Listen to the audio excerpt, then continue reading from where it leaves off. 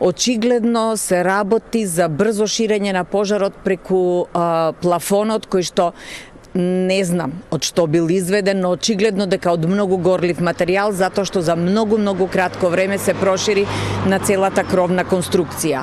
Објектот мора да има прво доволен број на излази. На 500 присутни внатре постојат формули. Минимум 3 излеза широки по 1,4-1,3 метра. Постои пресметка, може да се определи.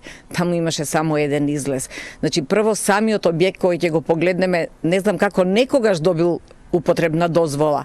Има 2 лиценци, но фалсификувани. Што ни говори тоа? Искрено, голема корупција. За жал, профитот ни е на прво место, а безбедноста на последно место, место да биде обратно. Се надевам дека и за жал на вакви трагични настани може би ден ќе ни дојде паметот што се вели и ќе почнеме прво да ја гледаме безбедноста на луѓето.